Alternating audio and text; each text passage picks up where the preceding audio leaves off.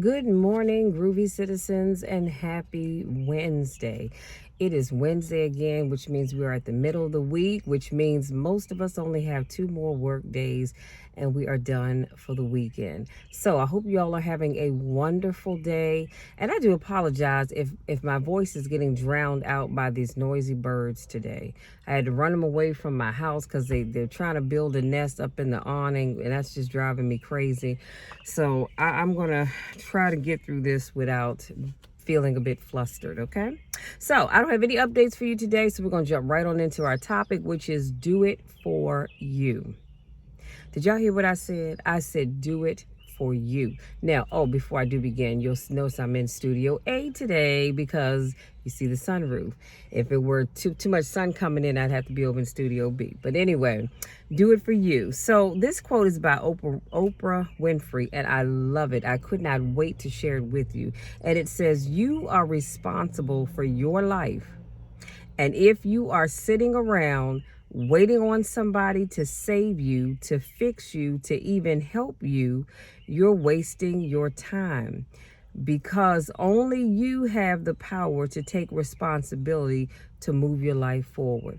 When I tell y'all that thing just hit me like a ton of bricks, I said I have to share this because it is so powerful. Do you know how many people are sitting around waiting for somebody to give them something, waiting for somebody to give them the thumbs up, if you will, to say, all right, it's okay to move forward. Stop waiting for all of that. Get out there and just do it for yourself. You are responsible for making things happen. See, the way I look at it is God will bless us. Absolutely.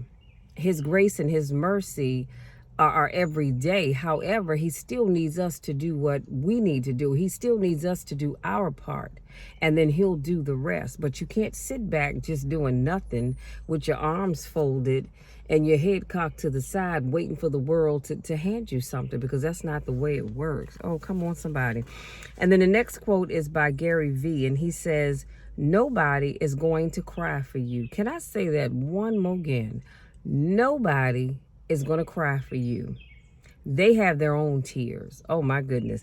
One thing I'm positive about, he says, is how negative complaining is and how much I'm trying to suffocate the practice of it. Meaning that all that negative thinking, that negative self-talk, that just whole negative umbrella period, you've got to suffocate yourself from it, meaning you've got to cut it off. Because for some of you, it is ruining your life, because it is running your life, because that's all you do is complain about the whole world is doing this to you and that to you, and you can't get ahead, and it's always somebody else's fault. No, take accountability for yourself. Suffocate that thing, cut it off, and keep pushing forward. And then here's a quote by Les Brown. He says, someone said, we have two primary choices in life. Now, I need you all to take notes. Hopefully you're right. It's going to be in the description box, but I need you to take notes. He said, someone said we have two primary choices in life. We can either accept conditions as they exist, or we can take responsibility to change them. Now I need to read that one more time because somebody in the back of the room missed it. You were blinking too hard, too fast, or maybe too slow, and you missed it. Les Brown says that someone said that we have two primary choices in life. Two. Number one, we can either accept conditions as they are, or as they exist, he said, meaning that whatever your situation is, you can accept it the way it is. Or secondly, we can take responsibility and we can change them. Which one are you going to do? Because I've decided a long time ago that I'm not going to accept my situation at any point in time in my life the way it was. I've always been the kind of person that says, okay, this is what it is what it is, but I'm going to have to do what I need to do, which is start this car and cut my air conditioner on because it's getting a little warm now with the sun coming in. It's 80 degrees. Sorry about that. But I'm going to do what I need to do in order to get out of whatever situation that I'm in and be able to move forward, because I'm not going to sit back playing the victim.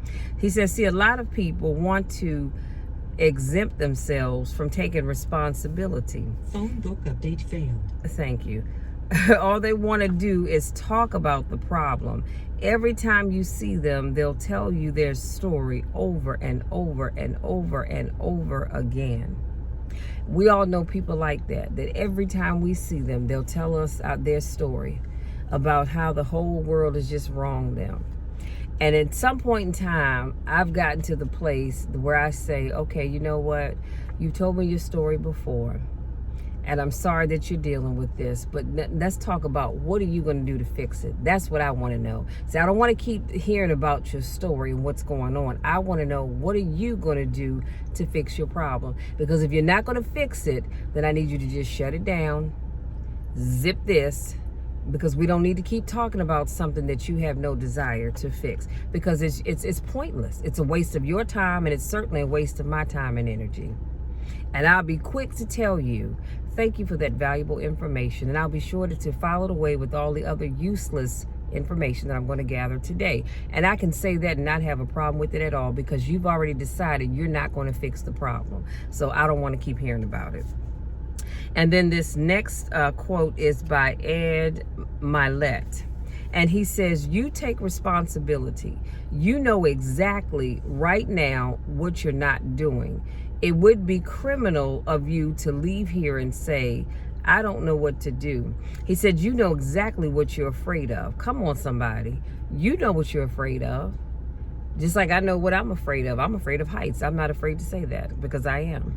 But you know what you're afraid of in terms of the reason why you won't step out there and do whatever it is that you need to do to be able to move your life in a forward direction. But I also love it when he says, you know exactly what it is that you're not doing. See, here's the thing. People always say, well, I don't understand why I'm not able to do this, why I'm not able to do that, why I'm not able to do the other. But you know what it is that you're not doing. The things that you're not doing, that's why you're not able to get to the next level. You know what that is. I may not know what it is. Your coach may not know what it is. Your neighbor, your friends, your enemies, they may not know what it is, but I promise you, you know exactly what it is. He says, you know exactly what you're afraid of. You know exactly what you have been avoiding. Come on, somebody. And you got to make a decision to change it. You know what you've been avoiding. And it's up to you to decide to change whatever that thing is that you're avoiding. Change the mindset so that you can stop avoiding whatever it is that you are avoiding. You know exactly, don't BS anybody. He said, you know what you need to do differently. You know the changes you need to make. Oh, wait a minute. Let's put a pin right there. You know the changes you need to make. I know the changes I need to make. We know the changes that we need to make in our lives so that we can become better people. But the question still is, why are we not doing it? You know why? Because we're afraid. Some people are afraid to fail, but some people are afraid to succeed, because you know, if once you succeed, now you have to, okay, I need my hands. Once you succeed at this level, you've got to take a step up to this level, and you exceed to this level, and you got to keep going, and you got to keep going and going and going until you get all the way to the top. That's what you're afraid of.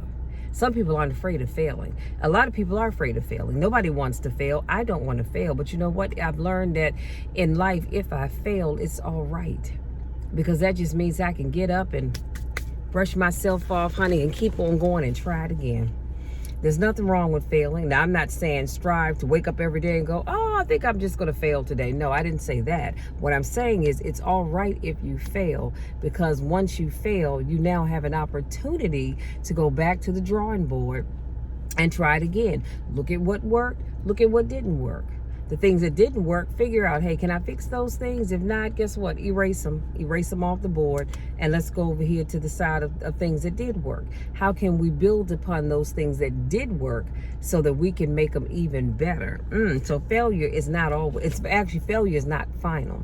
It's only final if you decide that it's going to be final. And if that's what you want for you, then again, I give you 2 thumbs up, but that's not what it's going to be for me. I digress. Let me keep moving.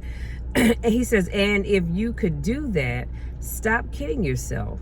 You can win. You can overcome your fear, overcome your procrastination, whatever that is. Can I say that again? Because somebody missed that part. I need you to overcome your fear, and I need you to overcome your procrastination, because for some of you, procrastination lives on your street. You procrastinate about everything. Doesn't matter how big or small it is, you procrastinate. And you wait till the last minute. Sometimes time runs out and you can't fix that thing because it's too late. Other times you are just barely making the cutoff. So I need you to cut that out. And like I said, these quotes will be in the description box. So here are your takeaways. You have three top takeaways from today's car vlog. And that is, number one, you have to participate in your own rescue. Stop sitting back again with your arms folded. Y'all can't really see me because my camera's not down high enough, but my arms are folded like this, or your hands clasped together, waiting on everybody else to come and rescue you. You've got to participate in your own rescue. Okay, throw me the line. Now here's the thing. Picture this. Close your eyes and picture this. You're in the water. Somebody throws you a rope, right? They're coming to save you. But if you don't reach for that rope, guess what? You're not going to get out of the water. So you have to participate in your own rescue. So if someone's going to throw you that line, you need to reach for it and grab it. Hold on tight. They're going to pull you up, but you got to hold on to that line. Otherwise, you're going to stay in the water. Y'all feel where I'm going with this? You've got to participate in your own rescue. If somebody says, hey, Michelle, you know what? I've got some speaking engagements for you. I'm going to say, okay, great. I'm going to call the people, book the times, figure out where I need to be, prepare my material, and then I'm going to show up and I'm going to show out as only I can. Now, if you give me, or you say, Michelle, I got speaking engagements for you, and I don't follow through with those individuals, then guess what? The speaking engagements won't happen. So I'm leaving money on the table, all because I did not participate in my rescue. Come on, somebody. Y'all, that list can go on and on. I can do a whole topic just talking about that, but you get where I'm going. Your second takeaway is you have to stop waiting for someone to hand you your destiny. Get up and create it yourself. Stop waiting for somebody to come and knock on your door and say, hey, here's your destiny. No, go out there and find it. See, I'm not going to sit back waiting for my destiny. I'm going to make sure I'm in the right places at the right time, to the extent possible, talking to the right people, because I'm creating my destiny. Now, I'm not doing it by myself, because y'all know I love the Lord, and I depend on God to be there with me every step of the way. And I always pray for his guidance. Lord, where is it that you would have me to be today? What is it that you would have me say today? Who is it that you would have me talk to today? Because I want to always make sure I'm in the right place at the right time, saying the right thing. But I do that with God's help. And the third thing that I want you to walk away with is this. You have to change your mindset. Change what you think and say. I cannot stress this enough. If you don't change what you think and say, honey, you will always have what I like to call stinking thinking. And guess what? Stinking thinking is only going to take you from here to here. That's it. Change that, and guess what? You can go from here to infinity. But you've got to change the way you think and the stuff that comes out of your mouth.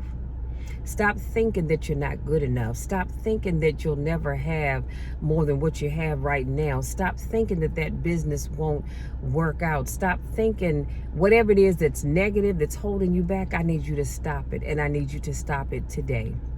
Not tomorrow, not next week, not next month, and certainly not next year. I need you to start today, right now, as you're watching this video.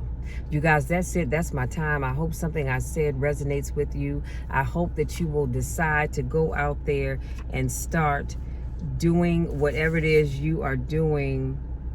Do it for you. Stop living your life for other people. Stop doing things that auntie and them wants you to do. Mom and them wants you to do. Cousin them wants you to do. Start living life for you.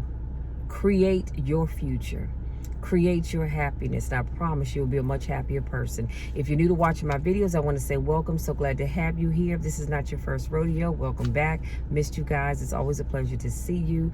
Go out there, you guys. Enjoy the rest of your day. And remember, I need you to do it for you. Somebody somewhere is counting on you to do whatever it is that you need to do for you.